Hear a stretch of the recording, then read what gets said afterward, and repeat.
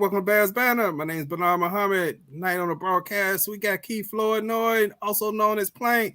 We got Jay Beasley down at the bottom. Also, we got Emerson Zimmy Bowie. Hey, what's up with y'all? Hey, what's going on, fellas? What's up? It's all good, man. Hey, Jay was just mentioning offline, man, how this just been a crazy week with everything going on. But you know what? I think some of the Bears fans have lost their mind. I have never seen a fan base that upset that they won a game. So it doesn't make any sense to me. So I got to tell them we won. And Bears fans respond to other fan bases. You know, they be like, so y'all happy with that win? Yeah, I'm happy with it. Because guess what? A lot of teams, 16 teams are 0-1, and we not one of them. Mm-hmm.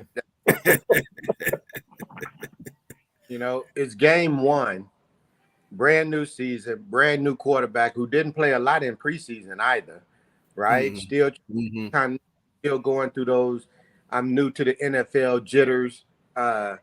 Teams preparing. It is a different pace. It is different schemes, no matter how much you practice.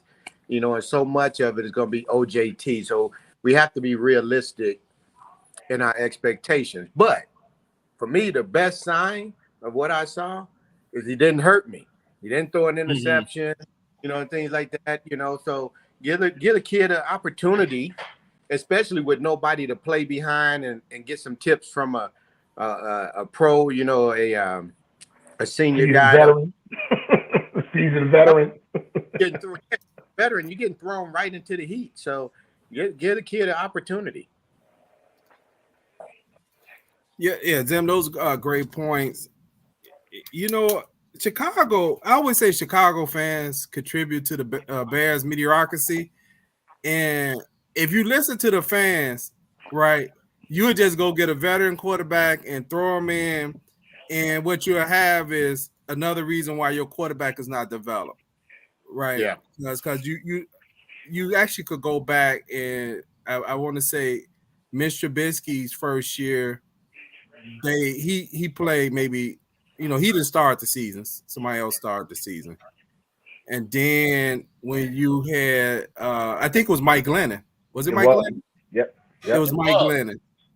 So you had Mike Glennon start the season. And Justin Fields, it was Andy Dalton.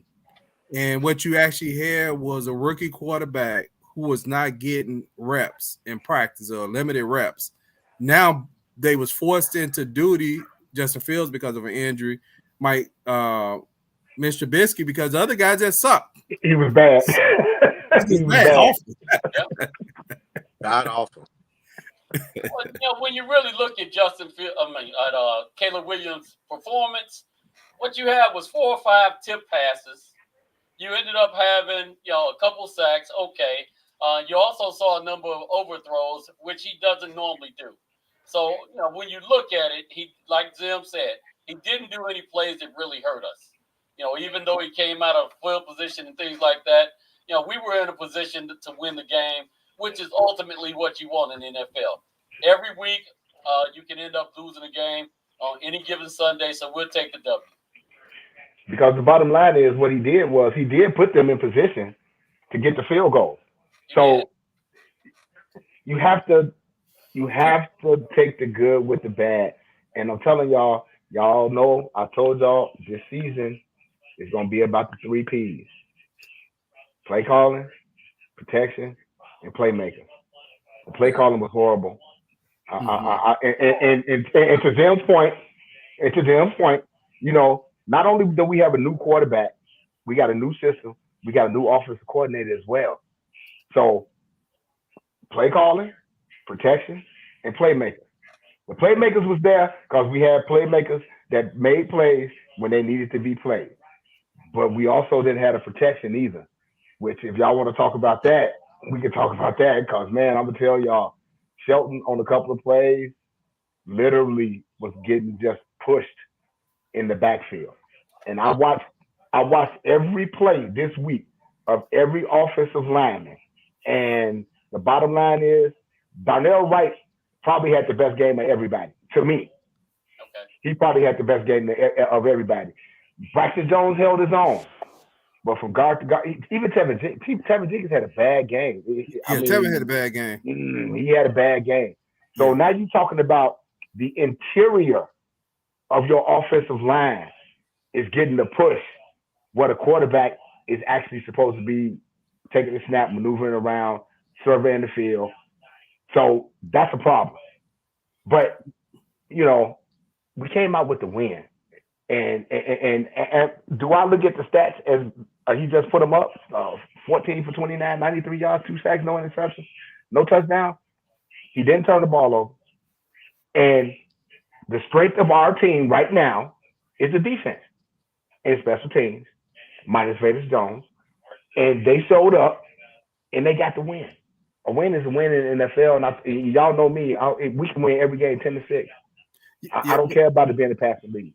Yeah, if we Jay, win the game 10-6, I'm good. When you look at that game, Jay, at the end of the game, you couldn't tell who was the rookie.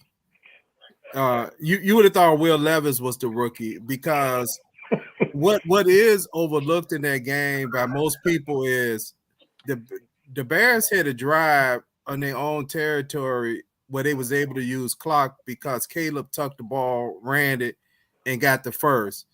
And then he actually drove the ball up the field a few times. Of course, he had some drops, all that's going to happen. But like I said, when you get to the end of the game, who looked like they was the rookie? Now, I have to go back to Dick Vernell when he was coaching the Eagles, and I know he ended up coaching the Rams too. And one of his things with his quarterbacks was, you don't have to be the reason we win every week, but you damn not be don't be the reason we lose it. Don't be the reason that we lose it. And Caleb did nothing to lose the game. Of course, he didn't do a lot to win the game, but he didn't do anything to lose. And if you look at Will Levis' performance, he did a lot to lose the game when it came counted, right? Pressure bust pipes. Yes, it does. Yes, it does. Caleb stayed calm under the pressure, and Will Levis caved in to the pressure. What you got, Zim? Oh, I was just going to say, I just wanted to highlight a very good point that Jay just made, right? Play calling. Okay, people, we got a rookie quarterback in his first game. Do you really think they were going to let him go out there and be a gunslinger? No. They're going to give him some short passes, some easy passes to get his timing, get his hands going, and things like that. They weren't going to let him be a gunslinger. Not many coaches would do that, especially with a new system, new coordinator. So you can't really, his statistic at one game.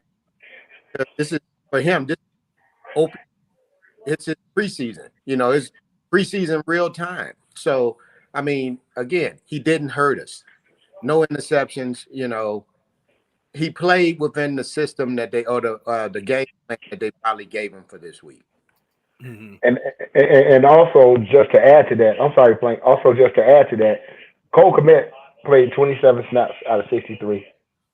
That's so when I talk about play calling, those are the things that I'm talking about. We were baffled at the end of the game where you had Travis Homer split out wide. At a crucial part of the game, Travis Homer, come on, where's DeAndre Swift? Why is Travis Homer in the game? And Ed, shout out to Ed. Ed was like, well, he's a blocking back, but we don't need a blocking back right now. We trying to get down the field. So Shane Waldron showed up as a rookie in this particular game, which was the first game of the season. It's going to take a while to get the kinks out. I know people was thinking like the Bears should put up 30. Oh, they should put up 30. Come on, man. Y'all relax. Everybody should know. The NFL week 1 is just sloppy. It's just sloppy all around the board, not just the Bears, but everybody else. Y'all looked at the last Thursday night game where Ronnie Staley got penalized 4 times for lining up in the backfield as a lineman. So you got to get the kinks out because these guys didn't play in preseason. So that last week was the starters' first preseason game. Right. You got to some good points in there, Jay. First of all, Ryan Bates and Nate Davis, that guard position, neither one of those guys played very much in training camp. So, either Ryan Bates was out because he was hurt, or Nate Davis was hurt and had whatever phantom injury he was dealing with, or whatever the issue was. But either way, that position gave us nothing. So when we actually got in the game last Sunday, that should have been what we actually expected. Also, you got to look at a couple things. First week in the NFL season, everybody is excited. Defenses are almost always ahead of offenses. Absolutely. If you look at all of the quarterbacks throughout the entire league, you'll see that not very many of those quarterbacks had a good game. I think you had 2 quarterbacks that had over 300 yards, and one of those ended up losing. So when you're seeing quarterbacks that ended up having losses, like Jackson, who was an MVP player, Joe Burrow's name in there, you got to know some things are going out of sync. So, calm down a little bit. We took a W. We got the win. We're going to get better, and we're going to show some things to the Texans this week, too. I'm really excited about this. Hey, what's up, Jimmy Red? Thanks for your contribution. Hey, Jimmy Red, check your phone. I just sent you the link to get online if you got a minute. Go ahead, Sam. Oh, I was just going to say, look at the world champions, man. Look at the world champion, Kansas City, right? Mm-hmm. They could have lost that game. It wasn't no stellar performance. Mm-hmm. You got the premier quarterback, premier championship team, and it wasn't a stellar performance. Same thing that you guys just said. First game sloppy, right? They happy to come out with a win. Kansas City, you'd have thought they won a Super Bowl. They was happy to have the first win, right? In the first game of the season. Yeah, Aaron Rodgers got pulled out the game at the end. And he needed to. Right. He's supposed to be the savior. Tua got hurt last night, another concussion, but he was thinking last night before he was injured. I was looking at some numbers for C.J. Stroud in the first game. Pretty decent game. He was sacked 4 times. We'll talk about that a little bit later on, but he was sacked 4 times in the game. But let's go back to what I saw with some of the linemen that you were talking about, Jay. I thought Jenkins was not moving his feet a lot. And I think he was actually contributing to some of the pressure other than when the center, got bulldozed a few times. But other than that, Tevin Jenkins was contributing sometime to the pressure that was coming up the middle, in my opinion, because he was reaching so much for blocks that it was causing the center to come over to help him immediately, and they were shooting the guy in that gap right away. You didn't need to. Because Jenkins was out of position a lot in that game. So I don't know what was going on with Jenkins. Maybe he just got to get his legs on him. And also, too, when you look at teams on how they played last year, there's always a tendency to think like they wasn't that good last year, referring to the Titans. But they have a new team. Hey, those guys up front is a load. When you look at those guys, them guys will be problems for people all year. I don't know, other than maybe coming up this week or something. I don't know if they're going to face a front four like that. And then you also got to remember, into a rookie quarterback take you out of a 5-man front or a 6-man front, that's what you're going to see, which makes it hard to run. When I look at a lot of that stuff, they were always in 5-man fronts, 6-man in the box. Because why? They want to show you pressure. They want to confuse you. And until you beat them deep, that's what you're going to see. But then it makes it hard to run, too, because they got so many guys in the box. What you got, Jay? And I was going to say Tennessee is one of those teams rarely that the Bears are going to see where their pressure comes from the middle and not from the end. Like this week coming up, the Bears going to have their hands full because now you're talking about a Will Anderson and a Hunter, Danielle Hunter coming off the end. So Tennessee's whole defense is pressure up the middle, pressure up the middle, pressure up the middle, pressure up the middle. And so it's going to be difficult for a lot of teams playing against that Tennessee team, which I believe they play Aaron Rodgers this week. I believe the Titans play the Jets this week. So we're going to see what that looks like against the Jets. And to be honest, as much as y'all know, I hate Green Bay, but I love Brett. I love Brett Favre. I love Matt Aaron Aaron Rodgers. Rodgers. I love them guys because I just love great players. But he's gonna have his hands full this week with that pressure coming up the middle. Especially since he doesn't have any mobility. he looked like a 40-year-old quarterback coming off an Achilles injury. Yes, he does. Right. Yes, he does. I tell you what, I looked at the tape of the Bears' offensive line last week, and a couple of things were surprising to me. First of all, I thought I was going to see Coleman Sheldon look a whole lot worse than he actually looked in the game, because I saw him get pushed back into the quarterback that one play, and that's what kind of stood out in my mind. But throughout the game and reviewing that, he actually wasn't that bad. The problem was both of those guards, the guards were bad. as well as Brian Bates and Nate Davis, they gave us absolutely nothing. So, a lot of times people are saying it's one guy. First of all, it's never going to come down to just one guy. So you got to look at how the offensive line plays as a unit. And as a unit, they were pretty bad. But, you kind of expect that from the first game. And I'm going to tell you. Hey, Jimmy, tilt your camera down some, and you need a little more light. It's difficult. Is that Jimmy Red or is that Jimmy Red? Go, Ma. How you doing, Fred? Go, Ma. But it's difficult when you got pressure coming as a rookie. When you got pressure coming right at you, it's very tough. And I believe the stat that I saw that Caleb Williams had the quickest release out of everybody during this during week one. And that was because it was so much pressure. He did take the 2 sacks, but it was so much pressure coming up the middle, he had to get rid of the football. Okay. Mm-hmm. Hey, Jimmy, what do the Bears need to do offensively this week to be successful against the Texans? Well, as I stated before, the offensive line has to hold their blocks to give the quarterback a chance to see the field. I mean, the line, with so much pressure on the QB, he couldn't even make any plays. He had 2 or 3 chances that he had open plays, but he felt so rushed, he overthrew those balls. Offensive line play, and we definitely need to run the ball more. Definitely. And I see we'll have a more complete offensive experience if those things can be accomplished. Okay. Because the offense best play was a 2-point conversion. It actually that was the best offense play the whole game, the 2-point conversion. We like, oh, okay. This is what it looked like with somebody wide open. But you know what?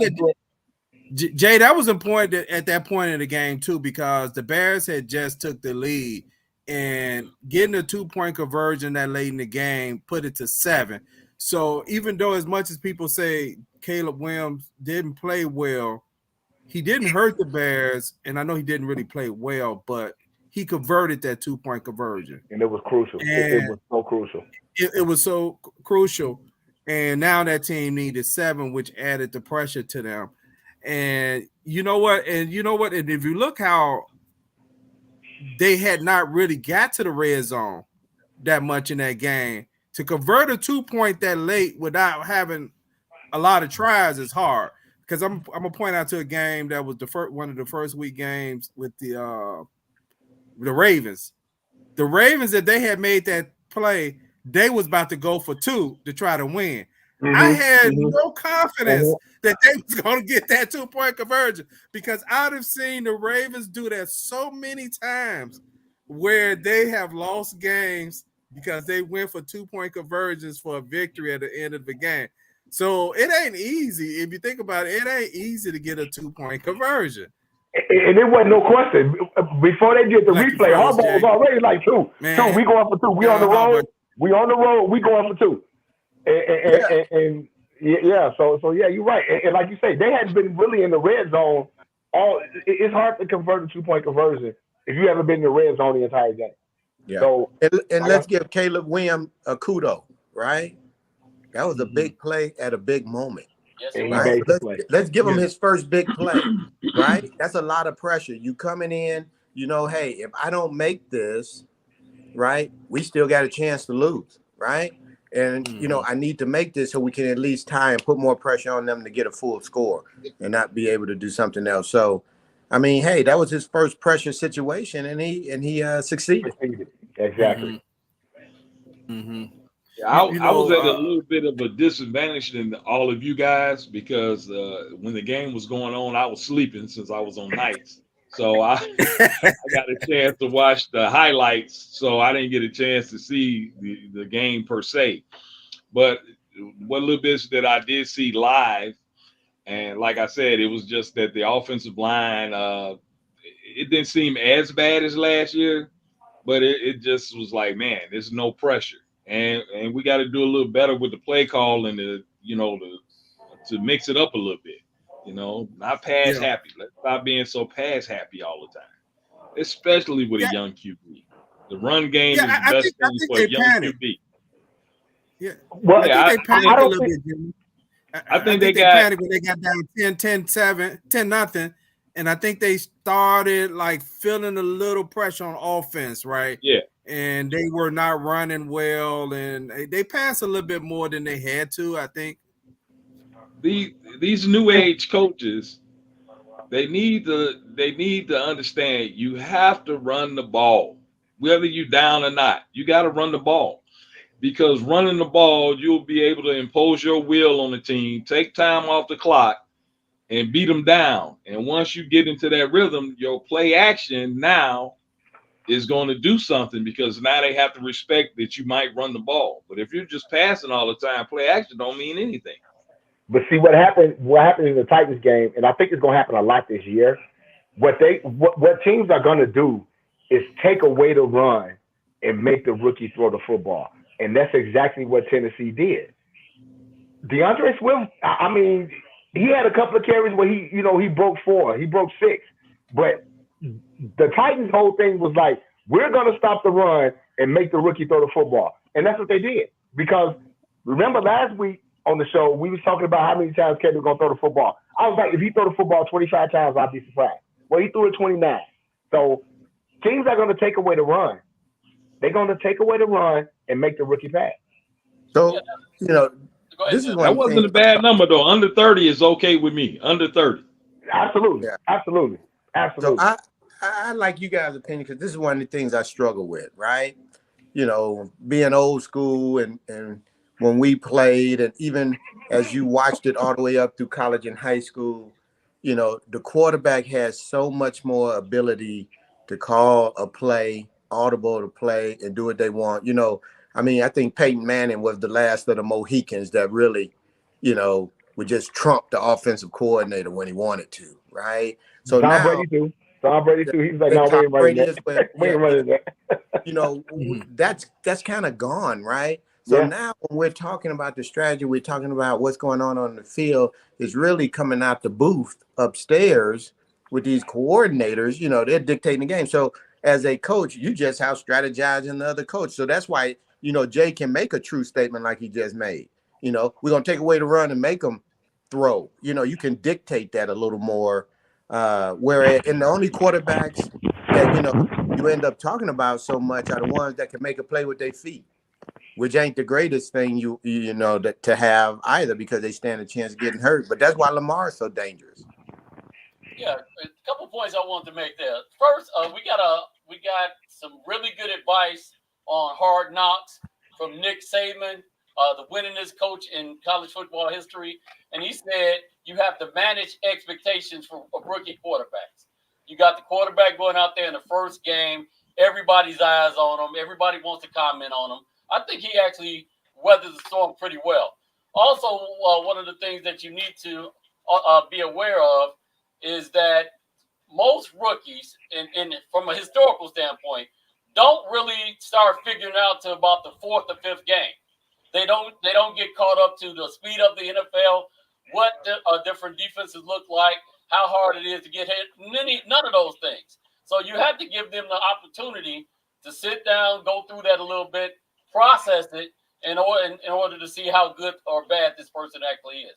Right now, we simply don't know, but I think a lot of the things that Caleb Williams did point that he's definitely on the way for a good future.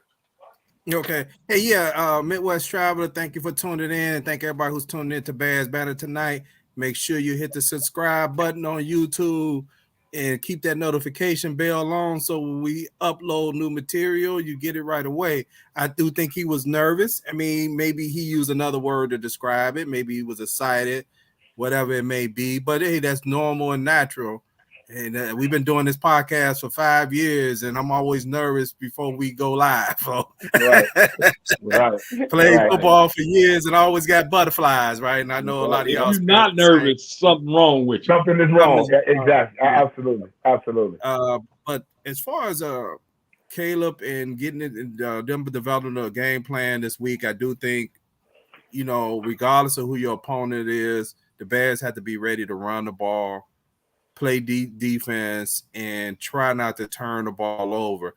And I was talking this week with somebody, and I'm just go to the defense now.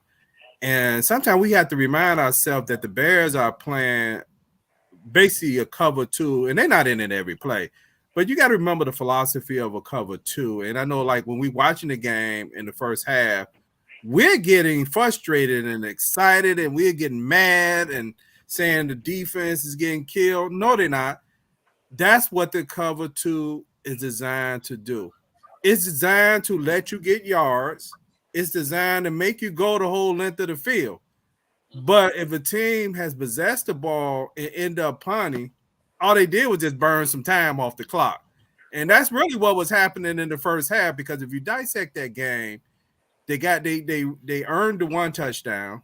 The other field goal was from a turnover.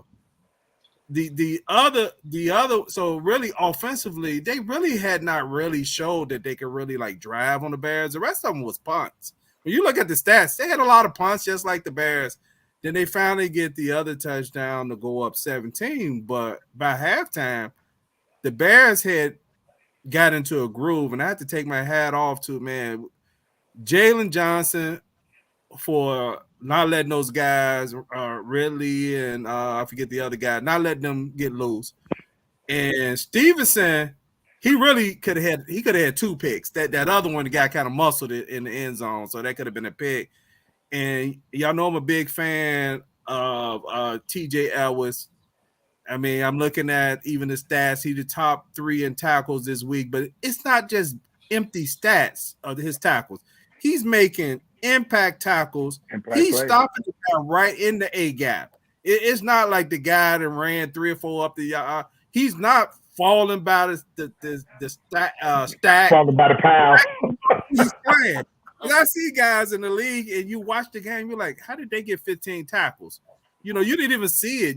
Maybe you count 2 or 3. You actually could see him, and I can't remember the guy number 52 name. He made an impact on it. Taylor impact that game. Yeah, Darryl Taylor. He got 2 sacks and a tackle. 2 sacks, a strip sack, and a tackle for loss. And that's what I wanted to mention when he brought up the defense. Everybody was all off season, everybody was saying, we need another pass rusher. DeMarcus Walker, and I don't know because he was playing against his former team, DeMarcus Walker had a darn good game against the Texans.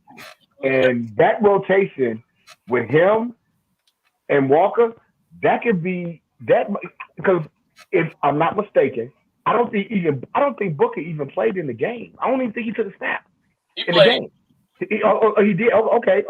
Well, he didn't show up on the stat sheet. But when you got Walker and Taylor making the plays that they made, and Montez Sweat was just causing havoc. He just didn't get to the quarterback, but he was causing havoc. He had a couple of pressures. So the defense, this is what you look for when you have a rookie quarterback. Your defense has to show up. And they showed up.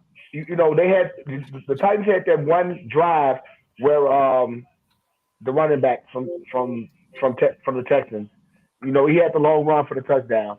It was a couple of missed tackles on that play, but for the most part, the Bears defense showed up, and they really turned it on in the second half, as well as special teams minus Vegas Jones. I'm still sour about that, but this defense is pretty darn good. And isn't that what we want as Chicago fans? That's Isn't that our culture? That's We have what we this want. solid, strong defense.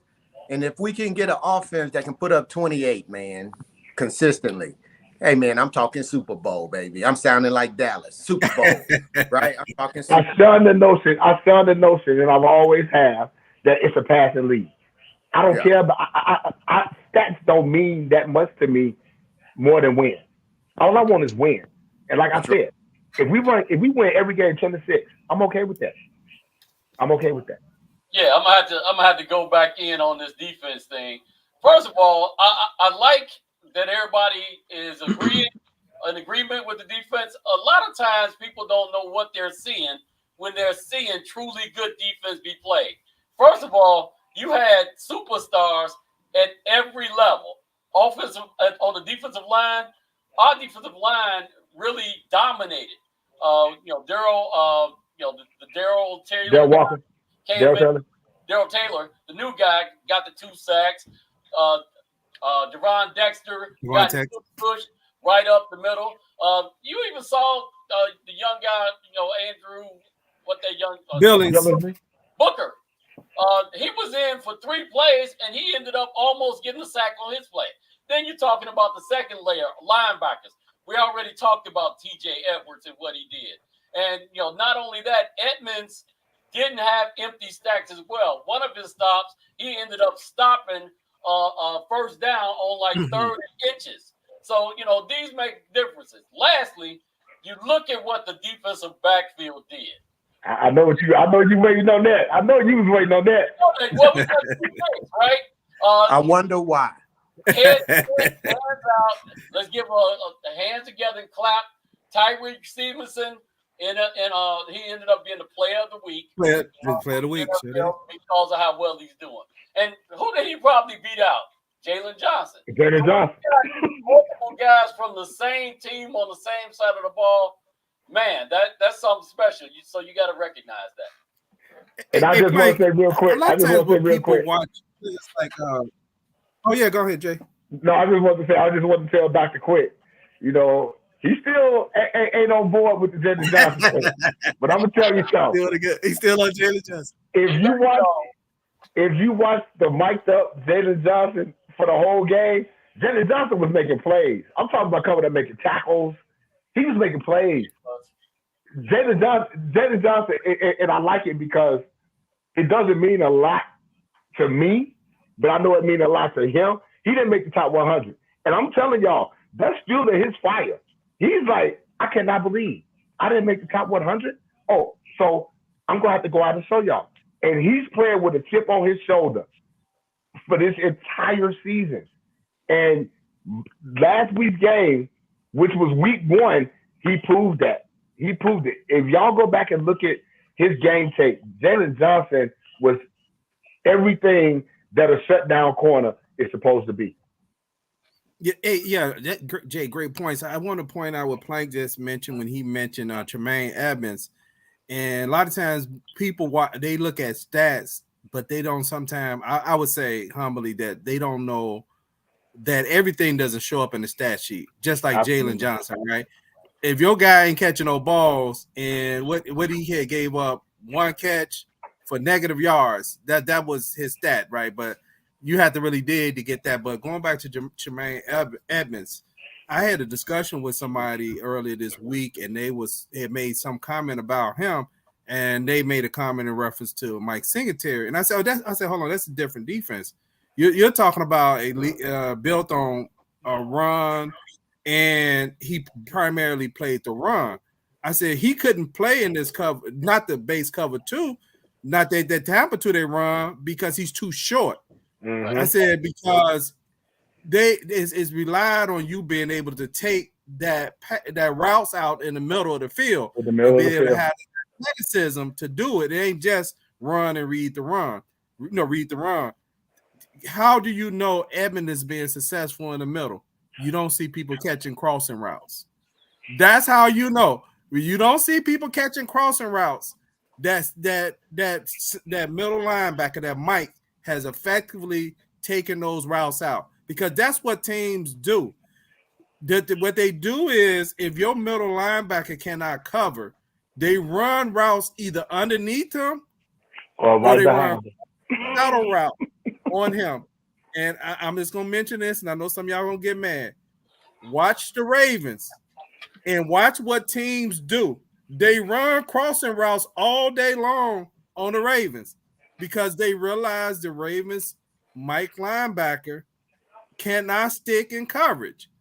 And if you go look at his stats, he's going to have, when he has the tackles, it's going to be him chasing receivers up the field. Is that Roquan Smith? I don't want to say his name. So people, you know, Yes! they got mad at me. People still get mad. People still get mad. They still get mad. So what we got to do in this game? What we got to do in this game for a victory? What's the keys for a victory in this game? What y'all got? Well, you got to run the football. You got to establish the run this week. Like I said, a lot of the pressure that the Texans gonna bring is gonna be coming off the edge. So unfortunately, we're gonna have to rely on the interior offense to really, really open up some holes. I think Shane Waldron needs to go to much more of a 12 personnel this week with 2 tight ends. And unfortunately, Kyrie Blasingame is going to be is already ruled out. So we're not going to have a fullback this game. So it looks like, if you could use an H-back or a right tight end to open up some holes for the running game, I think that'd be key. But we have got to establish the run, because if we can't establish the run, the Texans are going to do the same thing the Titans did. They are going to bring pressure up the middle, and they're going to make Caleb have to throw the football. So hey Jay, you got to establish the run. Not football astute. What is 12 personnel? 12 personnel is 2 tight ends. You got to have 2 tight ends.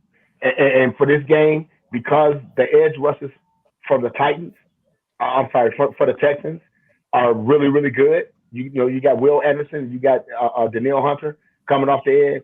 You're gonna have to keep some tight ends in to chip, and then maybe go out on some routes, or in your run game, you're gonna have to leave those tight ends in, so you can actually open up some holes for them to run the football. I'm hoping that Roschon Johnson is going to be elevated this week from not elevated, but to be active this week, along with Tyler Scott, because it looks like I hope Arome Oduze don't play.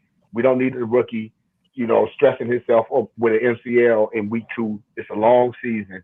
It's a very long season. So I'm looking for the Bears to come out, Shane Waldron, get in 12 personnel, run the football, and if, like Jimmy Red said, if you establish the run, it's going to open up the pass. So for me, just to piggyback on that real quick, if you got defensive ends that are coming in that quick, you got to throw some screen passes to keep them honest. Yep, you got to throw the screen to keep them honest, to keep them off balance, so they don't get charged up and get a head of steam all the time. They got to think about something. Yeah. So I was just going to say, for me, it comes down to 3 things, right?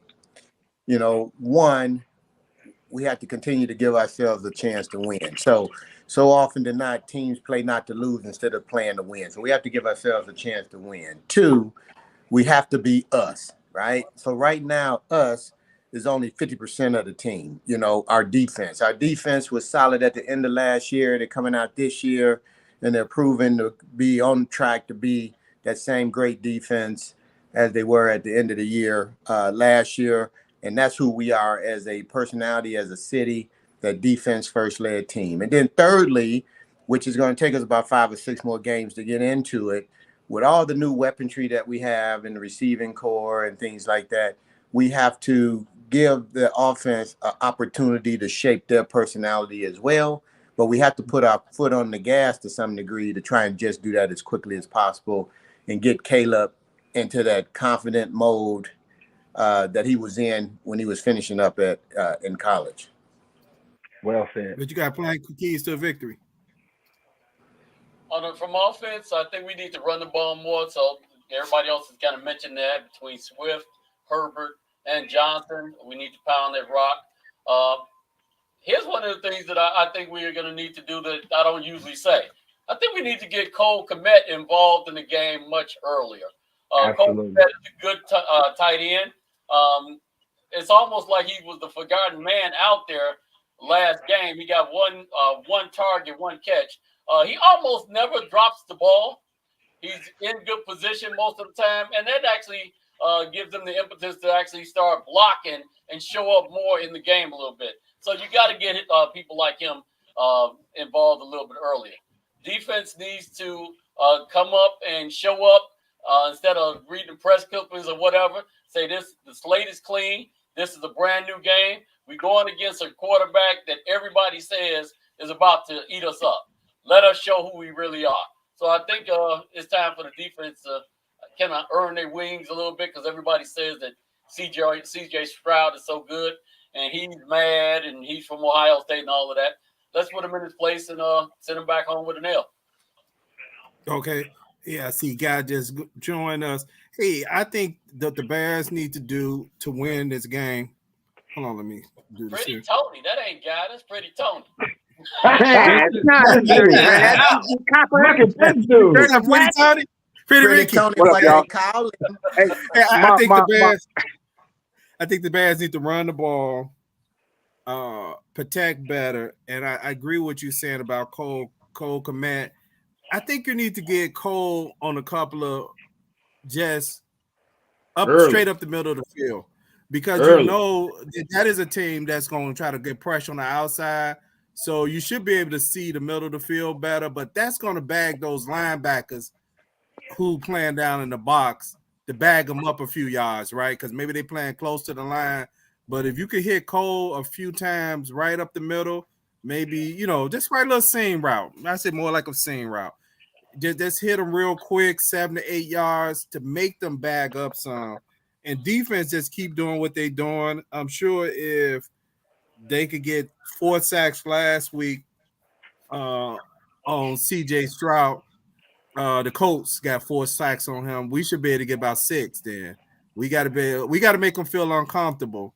We're going to have to give him looks that he's not used to and let him feel like he hit that sophomore wall that a lot of quarterbacks get and make him feel like, have him doing like, I forget the guy's name. He was playing for the Jets some years ago. I think he's starting for the Vikings right now.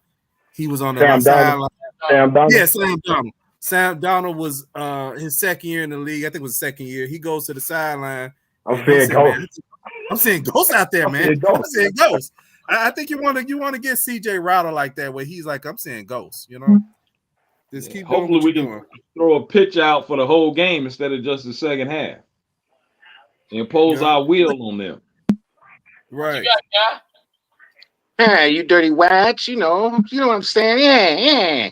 No, what we got is through my shrine, we have a Harlem Nights theme. So I'm basically gonna go in as Lefty, is the guy who's gonna be the trigger guy. So, but now you know what? The keys to the Bears, what we need to do is look, 11 personnel run, 12 personnel run, 20 personnel run, put 3 tight ends on the right side, run to the right, run the same play, run. I'd be happy if we only had 10 passes Sunday. So what happens is, as you saw, Swift is like the epitome of a Swiss Army knife. And when he has his hands on the ball, I would say, hey, he's getting 6-7 yards, feed him until they can't stop, until they stop him.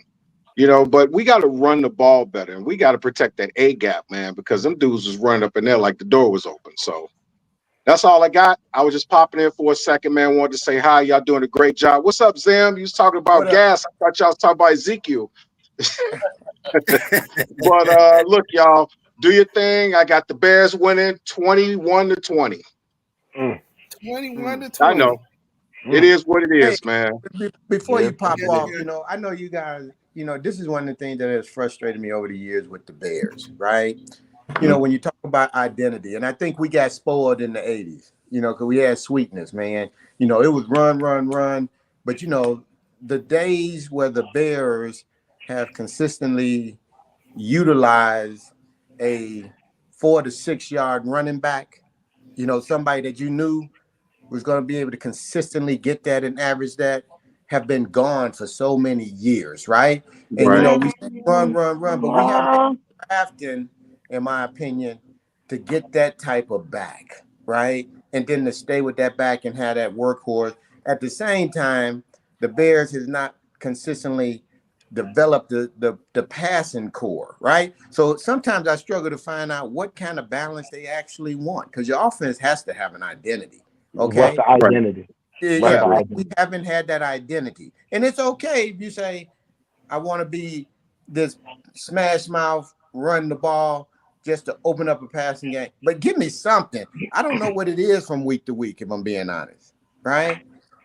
And see, that's my thing. I want it to be something different week to week. If you go back and look at what Shane Waldron did in Seattle over the last few years, it was one of those things where it was Tyler Lockett. He had a great game. You had DJ Metcalf. He had a great game. It's one of those things where his offense is one of those like, okay, we're going to feature this. We're going to run the ball. But in the passing game, we're going to feature somebody.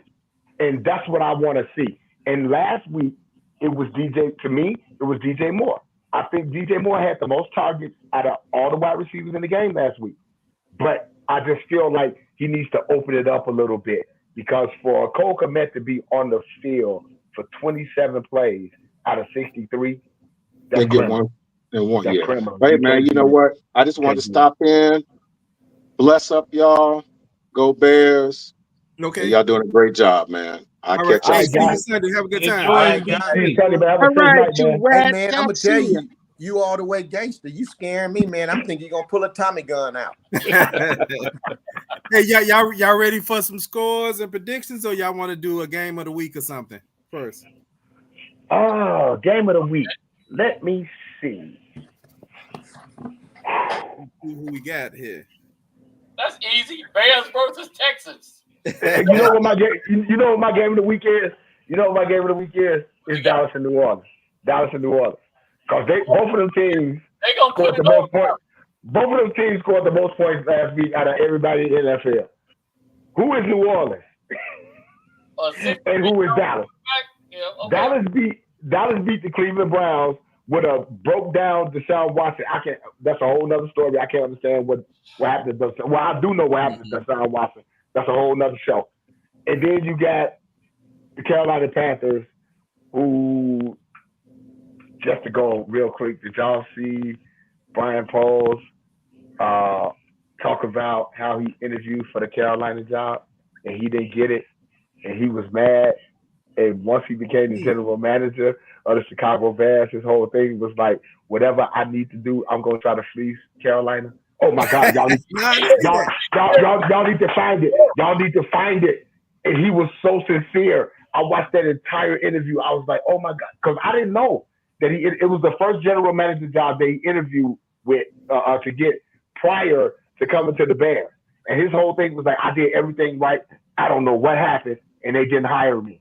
But then I got hired by the Bears. So once I was able to deal with Carolina, I was like, I got a little revenge on my match. And y'all see the results. Works in mysterious ways. Y'all see the results. But getting back to the game of the week, Dallas and New Orleans is my game of the week because Carolina, New Orleans played on Carolina last week, and I'm like, is Carolina that bad or is New Orleans that good? But New Orleans is not good either. And I don't know how good the Dallas Cowboys are. So that's my game of the week. Yeah, my game of the week is other than the Bears game is going to be the Bengals and the Chiefs. Yes. I'm not sure if the Bengals are they. You know, Joe Burrows didn't look good that first game. I don't know, right? I don't know if the injury's catching up with him, but I think that's going to be my game of the week.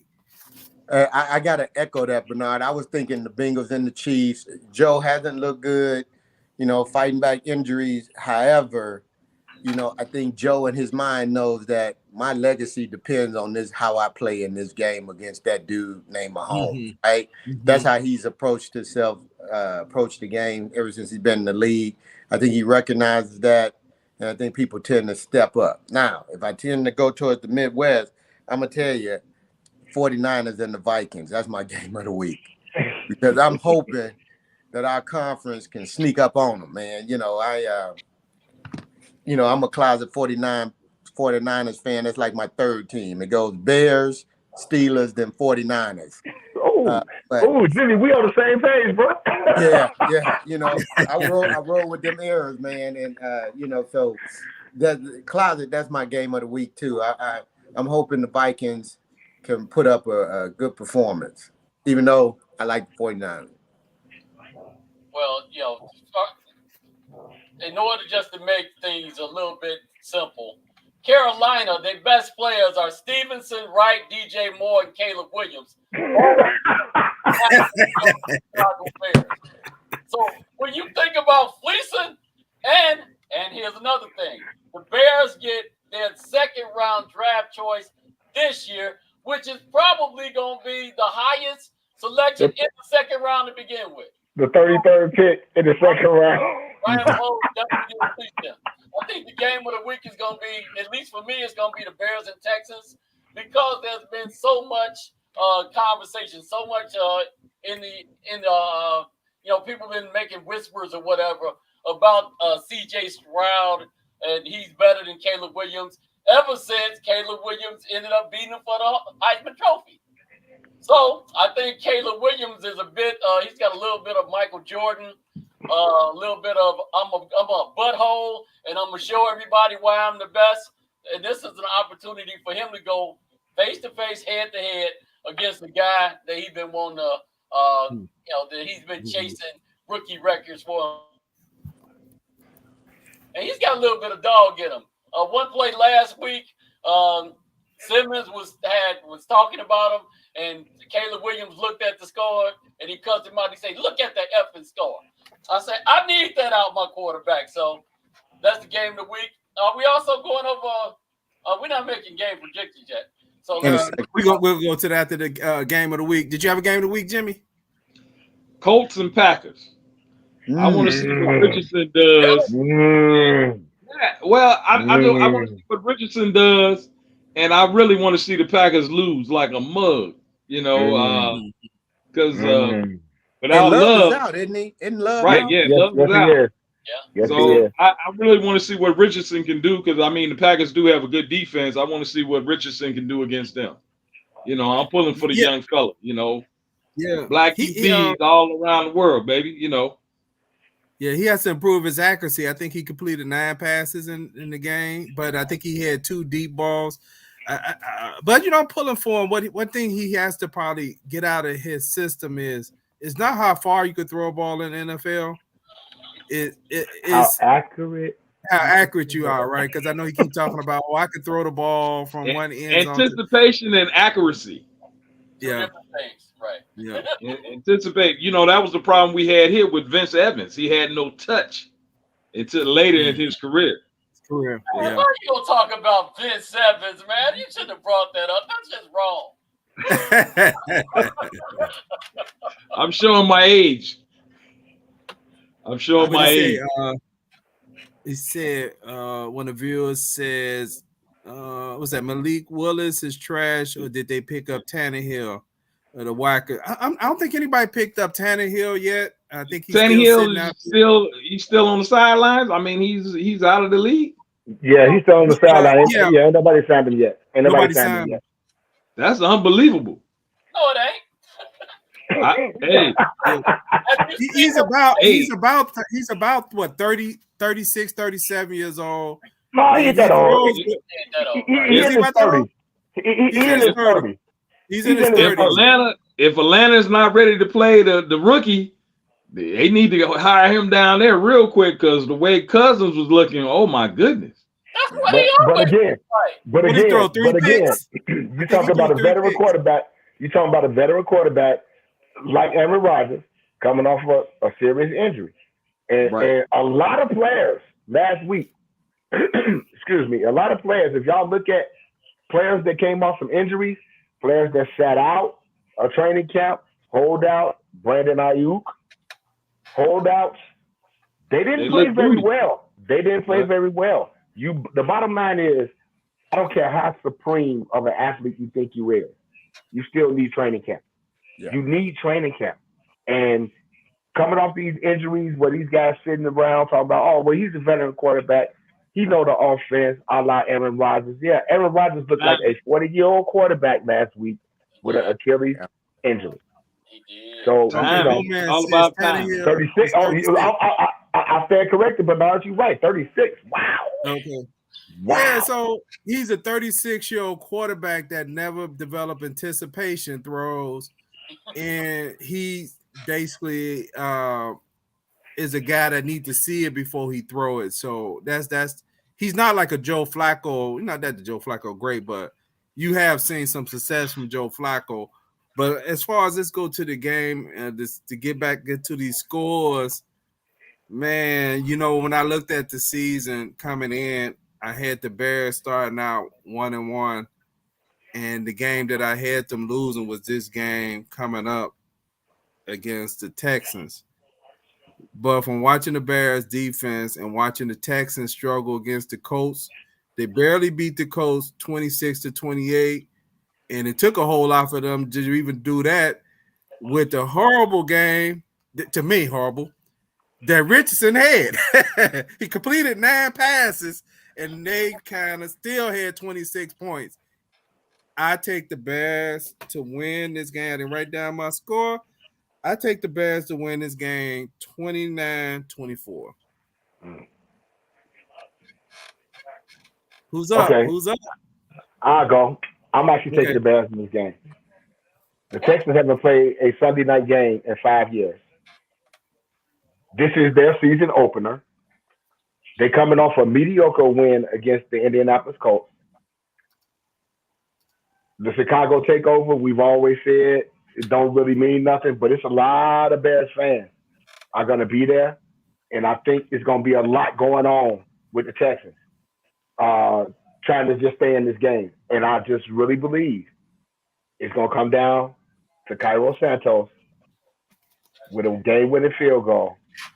Bears win 20-17. So I'm going 20 Bears. 20-17. 20-17? Mm-hmm. Okay. You faded for a minute. Okay. A little bit better offensively. The defense is still going to be solid. I think the game going to have a little higher score. I'm going 27-19 Bears. Now I got the Bears going 12-5 with either 13-4 this season. It's between those. Wow. Yeah. Wow. I'm going in. I think we're going to progressively get better. We can stay injury free on the defense, and Caleb stays solid. I feel it. I think we're gonna make exponentially. We're gonna make some jumps. I think we're gonna shock. We're gonna shock the league, like the Texans did last year. Yeah. Yep. Hey, I did want to say, before Plank and Jimmy get a scores, just some point of information. Jay had mentioned about the quarterbacks. I had looked it up earlier. Out of 32 quarterbacks that played this past weekend, including the Thursday night game, there was approximately about 8 to 10 guys that didn't throw any touchdowns. So Caleb having no touchdown was almost what the average quarterback did. Week one of the NFL. It's week 1 of the NFL, which is most of these guys' first preseason game. Yeah. Valid. What you got? Who's up next? Plank, Jimmy? I'll go. First of all, I hate whenever the Bears play in those orange jerseys. But strangely enough, they still. I did this for a reason today. They do they fairly got the well orange going on. of late in the orange jerseys. I got the Bears beating the Texans 26-24. Go Bears. They did win a game last year in the orange jerseys against what's my favorite color? Against Carolina at home. They did win a game. So, but it was just Carolina. Really? You always got to find a soft spot, bro. You always got to find a soft spot. Zim, I'm glad you didn't get that orange car. So I thought long and hard though. What you got, Jimmy? Hey, well, it's funny because Jay and myself, we were both exactly. That's the score I had. I had 20-17. That's the same score I had. But I'll just since you already picked it, You ain't got to I'll alter bump it it, up a bro. little bit. Right, you ain't, I'll say right, 21-17. Great minds think alike. 21-17 there. Great minds think alike, Frat. We That good. way, it's that blue juice flowing through the system, Hey, But you stole my thunder a little bit, but that's all right. As long as they win, that's the most important thing. That's the most important thing. Yeah. Hey, if you're out there watching on Facebook, YouTube, and I think this week we're on LinkedIn and not Twitch TV, hey, share your score in the next couple of minutes and we get it on the screen. I'm gonna do a quick recap. Jake picked the Bears to win 20-17. Zim picked the Bears to win 27-19. Jimmy picked the Bears to win 21-17. Guy picked the Bears to win 21-20. Plank picked the Bears to win 26-24. I picked the Bears to win 29-24. And for those who are actually new to watching Bears Banner Talk Show, make sure you hit the subscribe button. But even though all of us pick the Bears, we're not really homers, right? We're not the group that pick the Bears every week. It just happened to be we gave our reasoning and came to a conclusion, and all of us happened to come up with the Bears this week. So let's see what happened. Hey, we got who's it? We got Tommy. Hey, what's up, Frat Tommy? Tommy got the Bears losing 28-14. Thanks for your score, Tommy. I think Tommy used to do security for Justin Fields when he was here. Okay. Wait, that's the same Tommy that lifted that house that time? Yep, that's the Tommy. That's the Tommy Sampson. Okay. You know what Judah tried? I think that's the second time you done mentioned Bajan on this broadcast. So we're gonna have to get you on the show, bro. Right. We're gonna have to get you on the show. You got to defend that. Yeah. You're gonna have to come on here and defend that. Hey, I just wanted to say something. Second straight. I just wanted to say something real quick. Has Bears winning 30-21. What you got, Jimmy? We had one viewer, Judah Tribe. Yeah, that's what I'm talking to. That's what he's talking about. Yeah, I just want to say, Judah Tribe. Hey, we want to make this platform go way wide.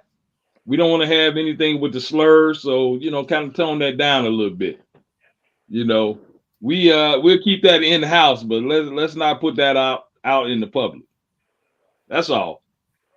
All right, thank you. Hey, Judah, tune in maybe Sunday or the post game or the next pregame, and we'll get you in.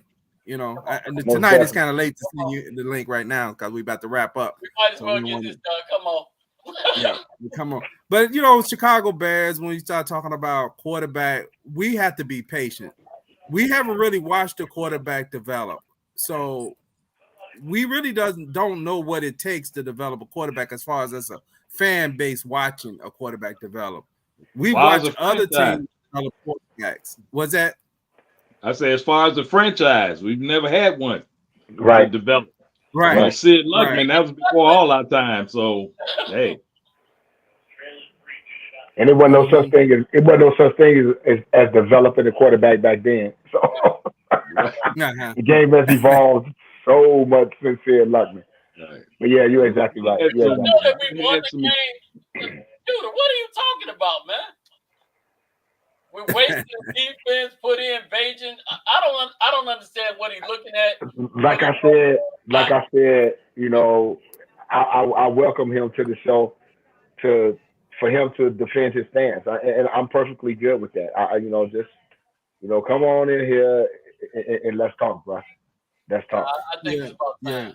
And then you got, what, and also what you have to realize is you're talking hypotheticals.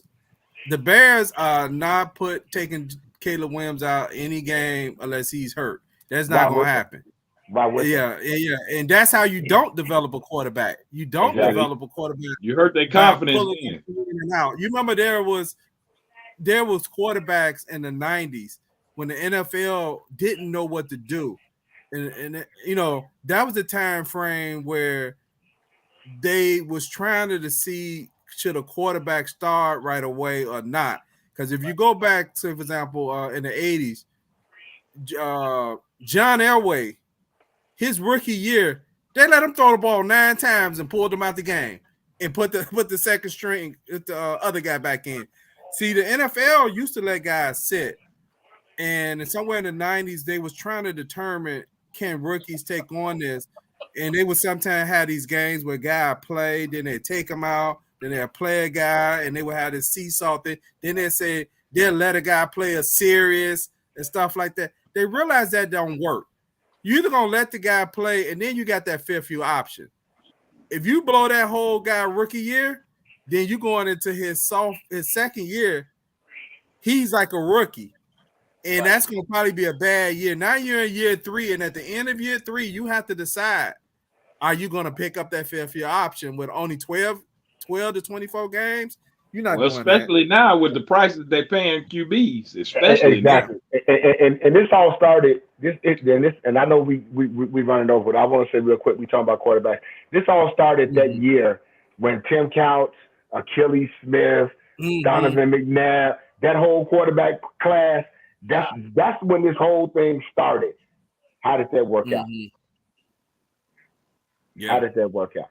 Donovan McNabb was the cream of the crop of that quarterback class. Of that group. Of that group, you know. So and they still never give him his just due. And still don't ever give him his just due. But you have the guys like Tim Couch, Achilles Smith, and I can't remember a couple of other guys. It was like 5 quarterbacks drafted in like the top 11 or something like that. But that was the year that this whole quarterback thing started. Injury. You can't name the guy Achilles and think he gonna come in and do well in the NFL. Hey, let's get ready to close out for the evening. Johnson. the Bears got a night game, so we're looking at the post game. You know, if it ends early enough to get it in by 10:30, then we'll do one. If it end up going over, you know, after 11, which it shouldn't, we had to do it the next day. But I'm looking at approximately about 10:30 that we'll be doing the post game. And hey, if y'all got anything else before we close out for the evening? Nope. Hey, great to see you, brothers, man. Oh yeah, good to see you. All right, team. Yep. All right. Hey, have a nice evening, and look forward to seeing y'all again on a Victory Sunday. Everybody be safe. Yep. All right. Peace. Peace.